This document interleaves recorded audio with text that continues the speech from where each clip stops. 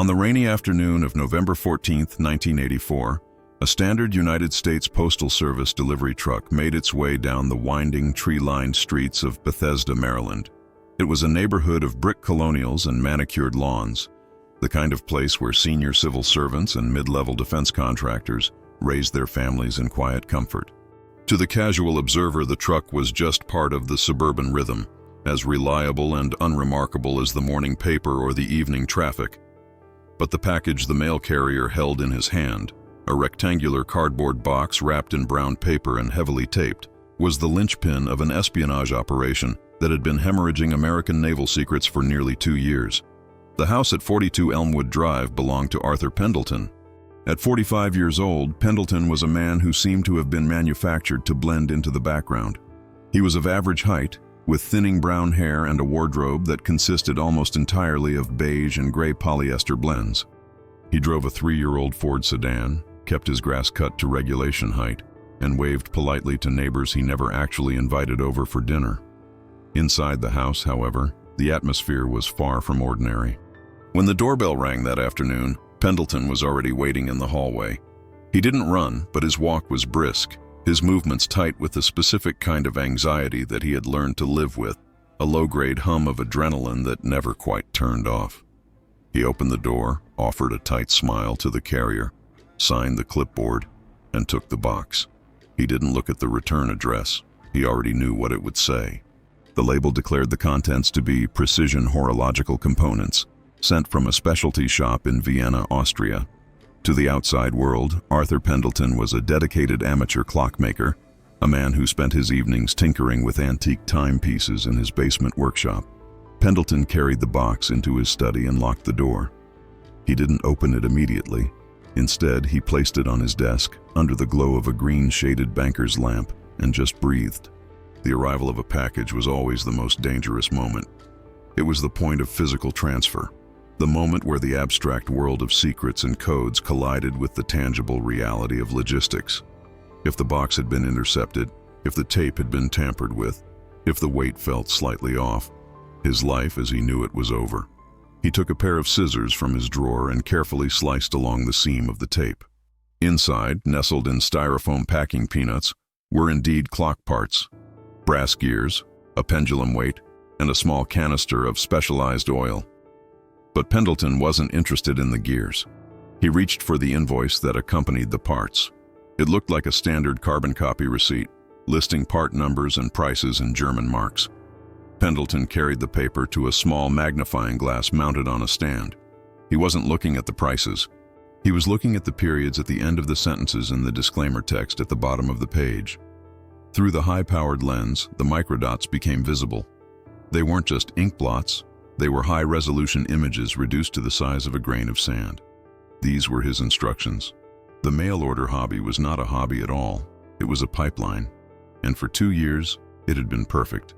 But what Arthur Pendleton didn't know as he sat there, decoding his next assignment, was that the perfection had already been marred.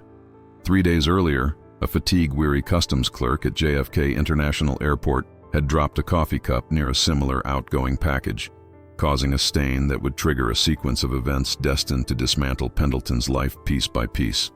To understand how a man like Arthur Pendleton ends up decoding spycraft in a suburban Maryland basement, one must look at the trajectory of his career at the Naval Surface Warfare Center. Pendleton was a structural engineer, a specialist in the stress tolerances of submarine hulls.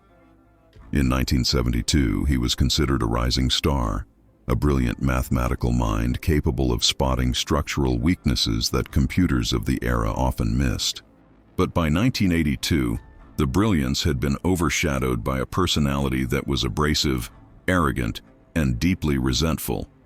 Pendleton believed he was the smartest man in every room he entered. The problem, from his perspective, was that the United States Navy didn't pay him like a genius. They paid him like a GS-13 civil servant. He watched as colleagues left government service for lucrative consulting gigs in the private sector, buying boats and vacation homes, while he remained stuck in a cubicle, analyzing weld integrity for a salary that barely covered his mortgage and his wife's medical bills. His wife, Martha, suffered from a chronic autoimmune condition that required expensive specialized care. While they weren't destitute, The financial strain was a constant, grinding pressure. Pendleton saw the mounting debts not just as a burden, but as an insult, a failure of the system to recognize his worth. This bitterness was the soil in which his betrayal grew.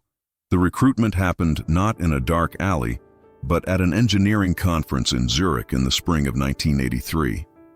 Pendleton was there to present a paper on titanium alloy resilience. After his presentation, he was approached by a man who introduced himself as Victor. Victor claimed to be a representative for a European maritime logistics firm. He was charming, knowledgeable, and most importantly, he listened to Pendleton complain. Over dinner, Pendleton vented about the bureaucracy, the lack of vision in the Pentagon, and the financial tightness of his life. Victor didn't offer him a bribe.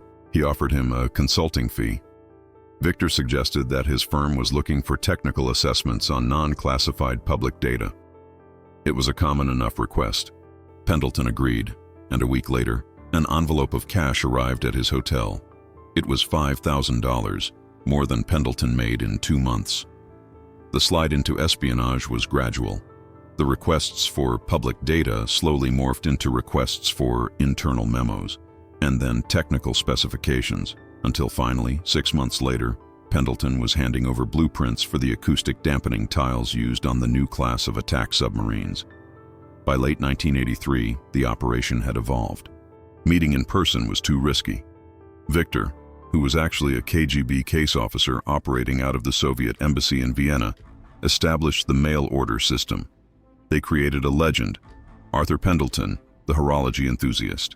The Soviets set up a front company in Vienna, Austrian Precision Antiquities. Pendleton would order parts for clocks he never fixed. He would receive instructions via microdots or invisible ink on the invoices. In return, he would send returns or exchanges, packages containing hollowed-out books or innocent-looking technical manuals that had been treated with chemical solutions to hide encoded messages, or sometimes simply rolls of undeveloped film hidden inside the hollow casings of antique barometers. It was a brilliant system because it relied on the sheer volume of international mail. Who would suspect a middle-aged engineer ordering clock gears? For a year, it worked flawlessly. Pendleton paid off his debts. He bought a new car. He even started to enjoy the game, the feeling of having a secret power over the supervisors who ignored him at work. He felt smarter than the FBI, smarter than the Navy, smarter than everyone. The mechanics of the Austrian connection, as the FBI would later dub the case, were a testament to the KGB's technical directorate. The genius lay in the banality of the items. The mail-order nature of the relationship meant there were no dead drops in muddy parks, no chalk marks on mailboxes, and no meetings in dark parking garages, all the cliches that usually got spies caught. Pendleton's workspace in the basement was a masterpiece of cover. He had actually purchased several grandfather clocks and wall regulators, dismantling them and spreading the parts across a large workbench.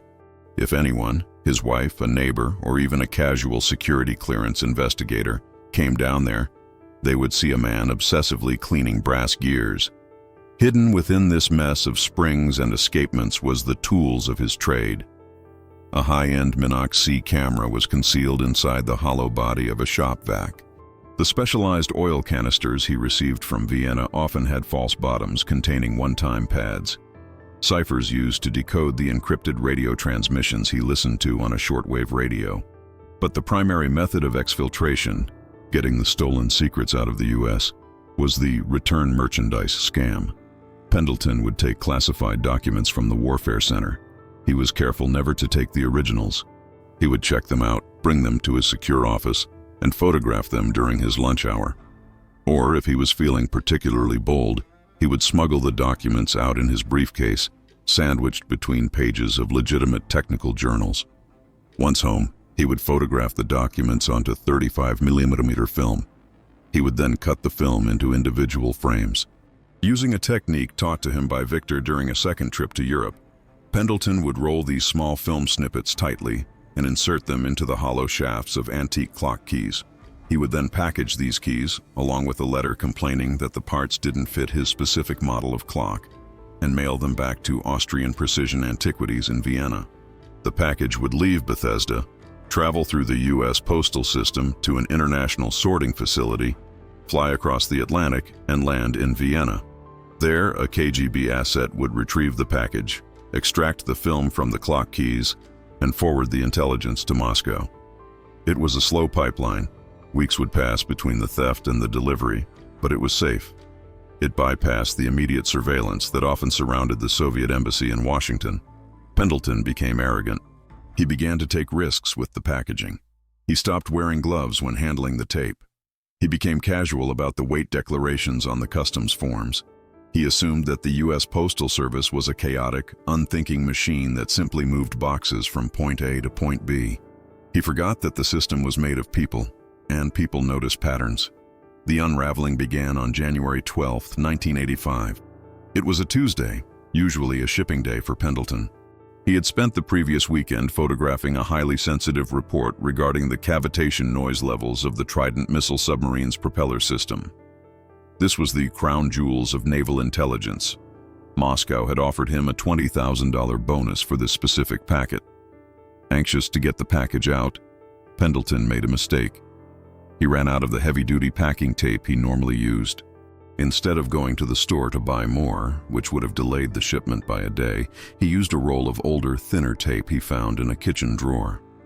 He wrapped the box, a return shipment of a defective cuckoo clock mechanism, and drove it to the post office. The clerk at the counter weighed it, stamped it, and threw it into the bin.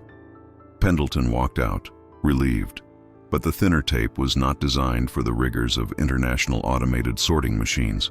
2 days later, at the International Mail Facility at JFK Airport in New York, the package was moving along a high-speed conveyor belt. As it hit a junction, the box snagged on a metal guide rail. The old tape split. The box didn't burst open completely, but a corner flap tore loose. Normally, a damaged package would simply be taped up by a worker and sent on its way. But the worker on duty that night was Frank Miller, a 50-year-old veteran of the Postal Service who had spent 20 years handling mail. Frank was tired, his feet hurt, and he just wanted to finish his shift. He pulled the box off the line to repair the tear. As he grabbed the roll of tape, he looked inside the torn flap. He saw the cuckoo clock mechanism, the wooden bird, the chains, but he also saw something else. Tucked into the side of the box, wedged between the mechanism and the cardboard wall, was a small, tightly wrapped bundle that looked like it was covered in black electrical tape. It struck Frank as odd. Clock parts were usually loose or wrapped in paper. This black bundle looked deliberate. It looked hidden. Frank Miller wasn't a spy hunter. He was just a guy who knew how things were supposed to be packed. He hesitated. He could just tape it up and throw it back on the belt. It was probably nothing, just a spare part wrapped weirdly. But then he looked at the customs declaration form. Toy clock parts, value $15. The mechanism in the box was heavy brass. It didn't look like a toy. And the return address was a residential home in Bethesda, Maryland, going to a business in Vienna. Frank remembered a briefing they had received a few months prior about the flow of high-technology components being smuggled to the Eastern Bloc. The briefing had warned about computer chips and laser sights. This was a clock. Still, his gut nagged him. Frank took the box to his supervisor, a woman named Sarah Jenkins. "This looks funny to you?" he asked. Jenkins looked at the torn box, the black bundle, and the customs form. She picked up the box. "It's heavy for $15, she noted. She made a decision that would change history. "Put it in the hold cage. Call customs." If Frank had just taped the box, Arthur Pendleton would have continued spying for another decade.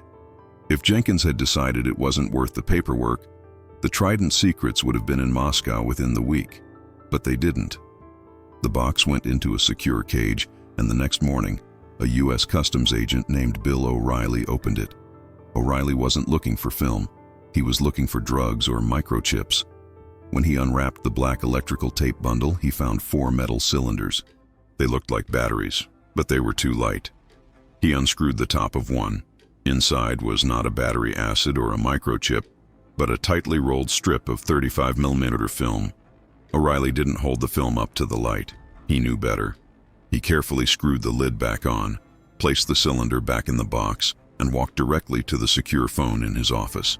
He dialed the number for the Federal Bureau of Investigation's New York field office. "This is Customs at JFK," he said when the agent answered. "I think we found something. You guys need to get down here, now." The call from JFK triggered a silent alarm within the FBI's counterintelligence division. The case was assigned to Special Agent Thomas Holloway, a veteran spy catcher based in the Washington field office. Holloway was a man of infinite patience, a hunter who preferred traps to chases. When the film from the intercepted package was developed in the FBI's secure lab, the scope of the disaster became clear immediately. The images weren't grainy photos of people. They were crystal-clear photographs of top-secret naval documents. The headers were visible. Department of the Navy. Classified. No foreign. "We have a leak," Holloway told his supervisor, looking at the wet prints hanging in the dark room. "And it's a big one." The return address on the package led them directly to Arthur Pendleton. A background check revealed his employment at the Naval Surface Warfare Center and his secret clearance. It was a perfect match, but Holloway knew they couldn't just arrest him. Not yet. If they arrested Pendleton now, they would get him, but they would lose the network. They wouldn't know who he was sending the data to in Vienna, or if he had other accomplices in the Navy. They needed to watch him. They needed to see the entire animal before they cut off the head. The order came down from the director. Initiate full-spectrum surveillance. Codename, Clockwork. On January 16, 1985, the quiet neighborhood of Elmwood Drive was invaded by an invisible army. The FBI rented a house 3 doors down from Pendleton's, using a cover story about a corporate relocation. Inside, they set up a listening post. They tapped Pendleton's phone lines, not just at his house, but at the payphones at the gas station he frequented. They installed a camera in a birdhouse in the neighbor's tree, pointed directly at Pendleton's front door and driveway. Teams of surveillance agents, the G-Men, began a 24-hour rotation. They used different cars, a beat-up plumber's van, a pristine sedan, a taxi. They changed their clothes, their hats, their routes. They became the shadows in Arthur Pendleton's peripheral vision. But the most delicate part of the operation was the package itself. The FBI couldn't just keep it. If the package didn't arrive in Vienna, the Soviets would know something was wrong. They would shut down the operation, and Pendleton would go to ground. The FBI had to send the package on its way, but they couldn't send the actual film. In a lab at Quantico, FBI technicians performed a delicate surgery. They took the 35mm film strips containing the classified documents and replaced them with identical-looking film strips. But these new strips didn't contain naval secrets.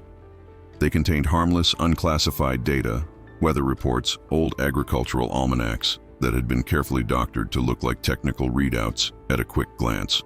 They re-rolled the film, put it back in the metal cylinders, rewrapped the black tape, and placed it back in the cuckoo clock box. They even replicated the tear in the cardboard in the specific way the postal worker had taped it up.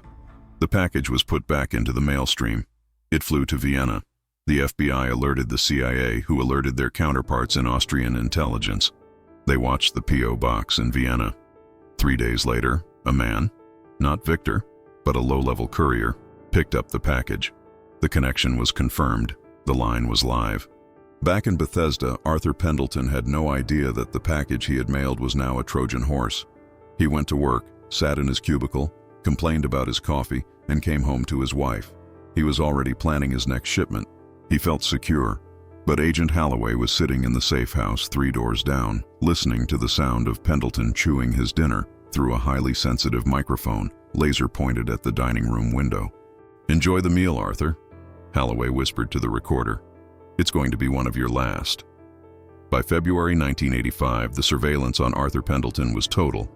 Every aspect of his life was being dissected.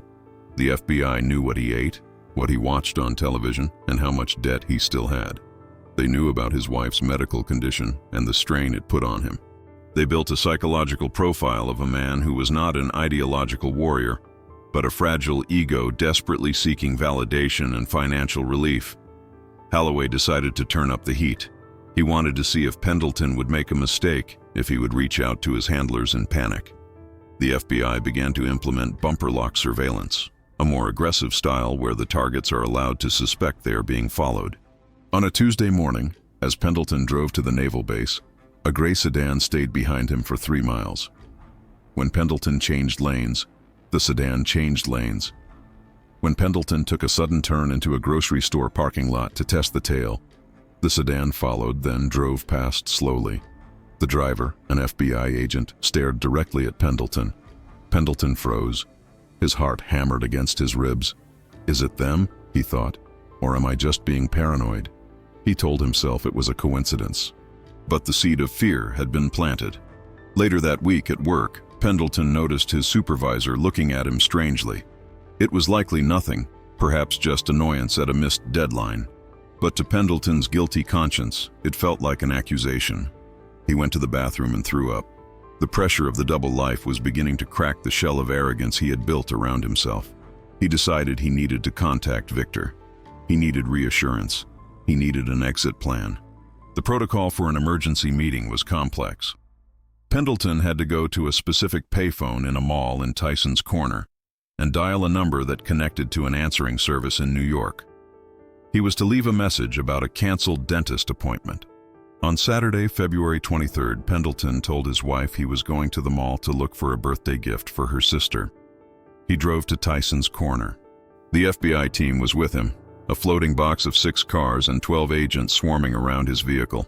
Invisible in the heavy weekend traffic, Pendleton parked and walked into the mall. He was sweating, despite the air conditioning. He found the bank of payphones near the cinema. He checked his watch. He looked around. He saw a teenager eating a pretzel. He saw a mother with a stroller. He didn't see Agent Holloway standing on the second-floor balcony, photographing him with a telephoto lens. Pendleton picked up the receiver and dropped a quarter in. His hands were shaking. He dialed. "Dr. Klein's office," a robotic female voice answered. "This is Mr. Green," Pendleton said, his voice cracking slightly. "I need to cancel my appointment for next Tuesday." He hung up. The signal was sent. He felt a wave of relief. Victor would know. Victor would help him. Maybe they would get him out. Maybe he would defect. He imagined a Dhaka in Russia, a life of importance, free from the crushing mediocrity of Bethesda. He turned to leave the mall. As he walked to his car, he didn't notice that the teenager with the pretzel spoke into his collar. "Subject has made the call.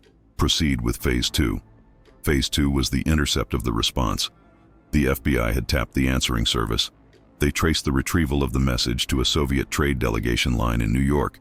The KGB was listening, and they replied. The reply came 2 days later, not by phone, but by mail. A postcard, a generic picture of the Washington Monument. The text on the back read, "Having a great time. Wish you were here. See you at the family reunion on the 1st. To anyone else, it was junk mail. To Pendleton, it was a command. The 1st meant the 1st of the month. Family reunion was the code for a dead drop site at a park near the Potomac River. He was to leave a package, but this time he wasn't mailing it. He had to deliver it physically. The KGB was getting nervous too. The mail order route was too slow for the current crisis. They wanted everything he had right now, before they pulled him out. They were going to burn him, squeeze the last drop of juice from the lemon before discarding the rind. Pendleton interpreted the message as the start of his exfiltration. He thought this was the end of the game. He began to gather everything. He went into his basement and cleared out the safe. He took every roll of film, every document he had hoarded. He prepared the final package. The location selected for the family reunion was Fletcher's Cove, a recreation area along the C&O Canal, sandwiched between the Potomac River and the steep Palisades of Washington, D.C. It was a place of runners, fishermen, and families picnicking on the weekends. But on the morning of March 1st, 1985, it was a gray, desolate landscape of wet gravel and bare trees. A cold mist rolled off the river, obscuring the far bank and muffling the sound of the traffic on Canal Road. Arthur Pendleton arrived at 9:14 a.m. He was driving his wife's sedan, a blue Chevrolet that he felt was less conspicuous than his own Ford. He was wrong. The switch in vehicles had been noted by the surveillance team the moment he backed out of his driveway in Bethesda. By the time he reached the entrance to the park, Agent Holloway's team had already secured the perimeter. To the untrained eye, the park was empty save for a few die-hard joggers and a maintenance truck parked near the boathouse. In reality, the area was a stage set. The joggers were FBI agents from the Quantico Physical Training Unit. The maintenance truck contained a periscope camera and a directional microphone team. A couple sitting in a parked car near the trailhead were support agents, their weapons concealed beneath a blanket on their laps. Pendleton parked the Chevrolet near the old stone abutment. He sat in the car for 10 minutes, the engine idling, the heat blasting against the fogged windows. He was terrified. The arrogance that had fueled his initial betrayal, the belief that he was smarter than the system, had evaporated, leaving behind only a brittle, shaking fear. He gripped the steering wheel, his knuckles white, watching the rearview mirror. He saw nothing but the mist and the wet asphalt. In the passenger seat lay a brown paper grocery bag. Inside, hidden beneath a layer of empty soda cans and trash, was a plastic Tupperware container. And inside that container were 20 rolls of film, the final package. It contained everything he had: technical manuals for the Mk-48 torpedo, acoustic signatures of Soviet submarines recorded by U.S. listening posts, and the personnel files of the key scientists at the Warfare Center. It was a treasonous retirement fund. He believed that after this drop, Victor would signal the extraction. He believed that by tomorrow, he would be on a flight to Vienna. At 9:25 a.m., Pendleton turned off the engine. He grabbed the paper bag, exited the car, and began walking toward the canal towpath. He walked with a stiffness that screamed tension, his head swiveling left and right. "Subject is moving," the radio crackled in Holloway's earpiece. Holloway was positioned in the woods on the ridge overlooking the cove, watching through high-powered binoculars. "Target is the mile marker post. Confirm visual on the drop site." "Visual confirmed," came the reply from the jogger closing in from the south. Pendleton reached the designated spot, an old wooden mile marker scarred by years of weather. He pretended to tie his shoe. It was a clumsy, theatrical gesture. He placed the bag on the ground next to the post, fumbled with his laces, and then stood up, leaving the bag behind. He turned and began to walk back to his car, walking faster now, the adrenaline urging him to run. He made it 50 yards.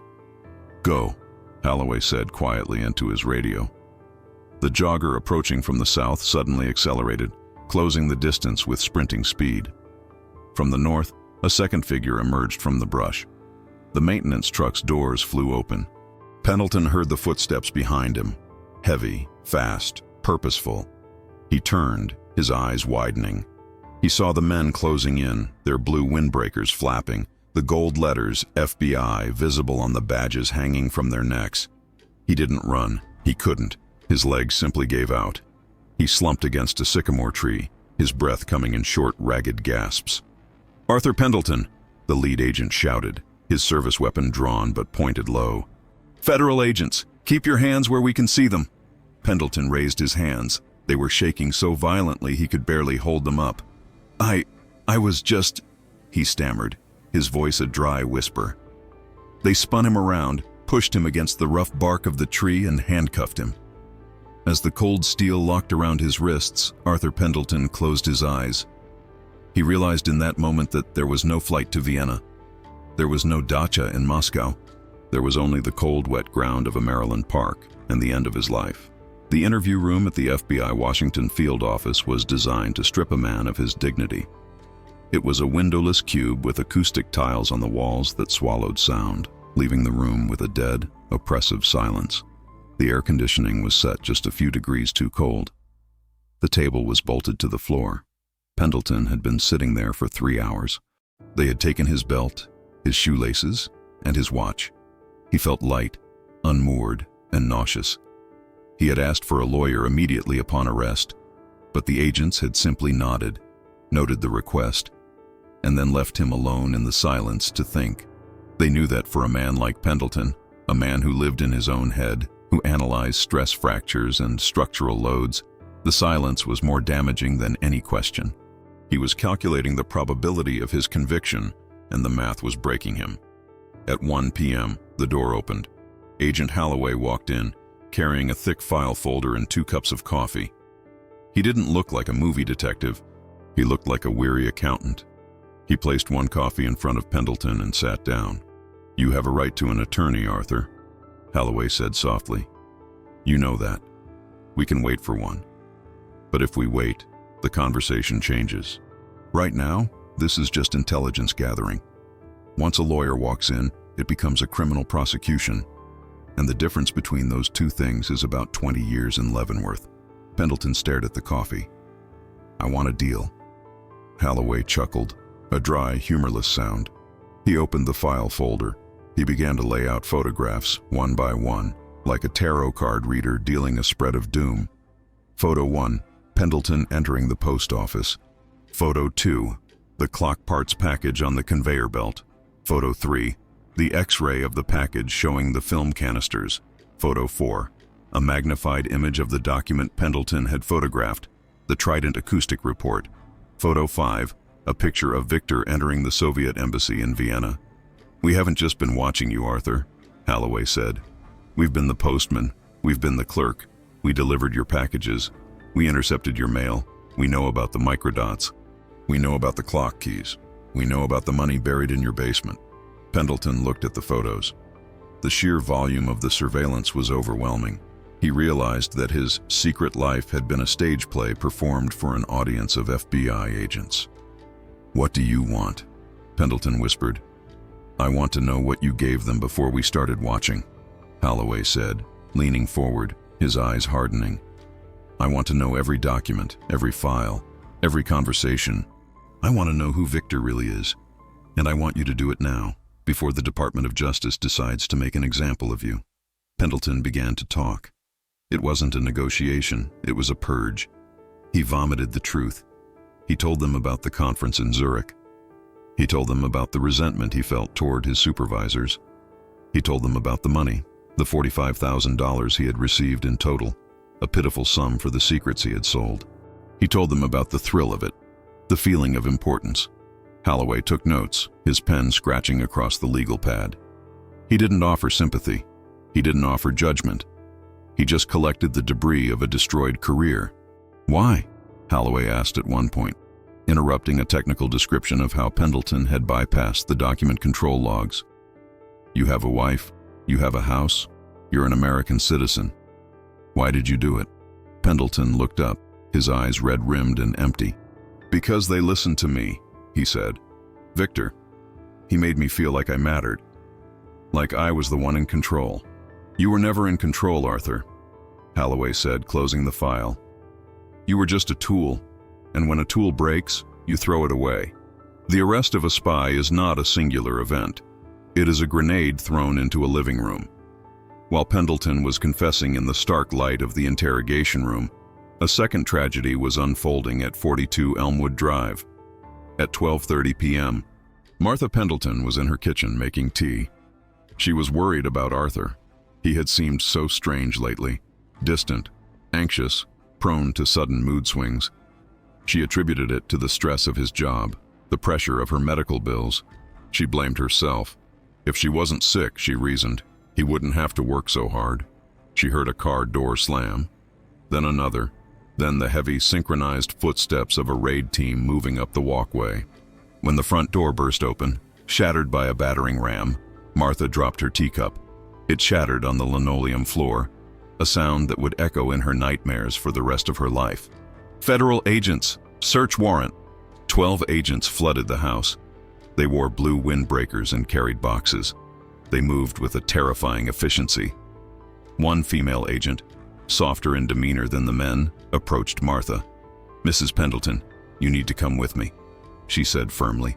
Where is Arthur? Martha cried, clutching her cardigan around her chest. What is happening? Your husband is in custody, ma'am. Please, step this way. For the next 8 hours, Martha sat on her living room sofa, watching strangers dismantle her life. They emptied the bookshelves. They pulled the drawers out of the desk. They went into the basement and she heard the sound of sledgehammers breaking concrete. They were looking for the money Arthur had buried under the floor of his workshop. The neighbors gathered on the sidewalk, the same neighbors Arthur had waved to for 10 years. They stood in clusters, whispering, pointing at the FBI cars. The sanctuary of suburbia was breached. The Pendletons were no longer the quiet couple at number 42. They were the monsters next door. When the agents finally found the money, cans of cash wrapped in plastic and buried beneath the workbench, they brought it up to the living room to log it. Martha stared at the stacks of $100 bills. It was dirty money. Blood money. She realized then that every nice dinner they had eaten in the last 2 years, every medical treatment Arthur had paid for with a bonus, every moment of relief she had felt at their financial stability, it was all a lie. She had been living on the proceeds of treason. She didn't weep. She went numb. A cold, gray silence settled over her, a mirror of the silence in the interrogation room miles away. When the agents finally left, leaving the house in shambles, Martha sat alone in the dark. She looked at the empty spot on the wall where the grandfather clock had hung, taken as evidence, and felt the crushing weight of total betrayal. She knew, with absolute certainty, that she would never see her husband as a free man again. The trial of Arthur Pendleton was not the media circus that surrounded other spy cases. There were no cameras in the courtroom. The evidence was too sensitive, the damage too raw. The proceedings were held in a closed session of the Federal District Court in Alexandria, Virginia. The Department of Justice invoked the Classified Information Procedures Act, CIPA, which meant that much of the evidence against Pendleton was presented in summarized form to the jury or in cleared sessions where the public was barred. To the outside world, Arthur Pendleton simply disappeared into the legal machinery. Pendleton's defense attorney, a court-appointed lawyer named David Stein, tried to paint a picture of a man under duress. He argued that Pendleton had been manipulated by a sophisticated KGB operation, that he was a victim of financial desperation caused by the American healthcare system. This man did not act out of malice for his country, Stein argued in his closing statement. He acted out of love for his wife. He was drowning, and the Soviets threw him a rope that turned out to be a noose. The prosecutor, a sharp-edged woman from the National Security Division, dismantled this narrative in 5 minutes. She held up the shopping list found in Pendleton's basement, a handwritten list of documents he intended to steal, with dollar amounts written next to them. Treason is not a side job, she told the jury. It is not a loan application. Mr. Pendleton sold the safety of every sailor in the United States Navy for $45,000. That is not desperation. That is greed. The jury deliberated for 4 hours. The verdict was guilty on all counts: espionage, conspiracy to commit espionage, and theft of government property. On the day of sentencing, Martha Pendleton did not attend. She had filed for divorce 2 weeks earlier. Arthur stood alone. When asked if he had anything to say, he looked at the judge, then at the empty gallery behind him. "I thought I could control it," he said quietly. "I was wrong." The judge sentenced Arthur Pendleton to life in federal prison without the possibility of parole. It was a death sentence by another name. As the marshals led him away, the click of the handcuffs echoed the finality of the door closing on his life. Federal Correctional Institution, Allenwood, Pennsylvania. This was Arthur Pendleton's new world. It was a world of concrete, steel, and endless grinding routine. He was placed in a high-security wing, segregated from the general population because of his knowledge of classified information. He was a man with secrets in a place where secrets were currency, and that made him a target. For the first 5 years, Pendleton waited. He waited for a letter from Martha that never came. He waited for the Soviets to arrange a spy swap. He had read about them in the papers. Able for Powers, the bridge in Berlin. He convinced himself that he was valuable enough to be traded. He kept his ear to the ground, listening to the news on the radio, waiting for his name to be mentioned. It never was. The KGB had cut him loose the moment the handcuffs clicked shut. To Moscow, subject clockwork was a written-off asset. He had served his purpose, and now he was debris. The years blurred. 1989 came. The Berlin Wall fell. Pendleton watched it on a small television in the common room. He saw the crowds cheering, the concrete crumbling, the iron curtain tearing open. He watched the empire he had served, the empire he had destroyed his life for, collapse into dust. He felt a profound, ironic bitterness. He was in prison for aiding a superpower that no longer existed. By 1995, Arthur Pendleton was an old man. His hair was white, his skin papery. He worked in the prison library, pushing a cart of books with a squeaky wheel. He read history books, trying to find his place in the grand narrative of the Cold War. He found nothing. He wasn't a footnote. He wasn't even a comma. He realized that the great game he thought he was playing was actually a sordid, petty transaction. He wasn't a soldier in a shadow war. He was just a thief who got caught. He wrote letters to his children who had grown up and moved away. They never wrote back. He wrote to the Navy, offering to help with damage assessments, trying to be useful again. They sent a form letter acknowledging receipt. The silence was absolute. The only thing that remained was the memory of the ticking clocks in his basement, the only time he had ever felt truly in control. In 2010, after serving 25 years, a review board granted Arthur Pendleton compassionate release. He was 71 years old and suffering from advanced heart disease. The world he stepped back into was unrecognizable. He walked out of the prison gates with a plastic bag of belongings and a bus ticket. There was no one to meet him. Martha had died in 2003. He had learned about it from a lawyer's letter regarding the sale of the house. His children were strangers with lives that had no space for a traitor. He moved into a halfway house in Baltimore. The technology of the 21st century baffled him. Everyone had a computer in their pocket. The Navy he had betrayed was fighting new wars with drones and cyber warfare. The secrets he had stolen, the acoustic tiles, the torpedo schematics, were obsolete museum pieces. Pendleton found a job as a night janitor in a shopping mall. It was quiet work. He pushed a mop across the linoleum floors, the rhythm soothing in its monotony. One night, while cleaning the food court, he stopped in front of a store window. It was a watch repair shop. Behind the glass, a technician was working on a delicate wristwatch, wearing a magnifying loupe, his hands steady and precise. Pendleton stood there for a long time, leaning on his mop. He watched the gears turn. He remembered the smell of the oil, the feel of the brass, the thrill of the microdots. He remembered the feeling of importance. And then he looked at his reflection in the glass. He saw a gray, hollow man in a janitor's uniform. A man who had traded everything, his honor, his family, his freedom, for a feeling that was as artificial as the mail-order business he had run. He realized that the punishment wasn't the prison. It wasn't the isolation. The punishment was the irrelevance. He had destroyed the world around him to be a hero in his own story. And in the end, he was nobody.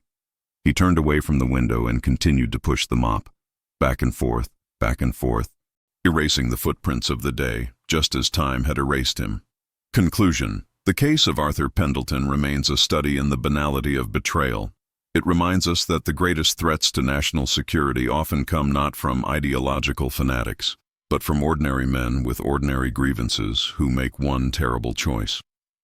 If you found this investigation into the archives of the Cold War compelling, please verify that you are subscribed to the channel. It's the only way to ensure these stories aren't lost to history. Leave a like if you want more files declassified. Until next time.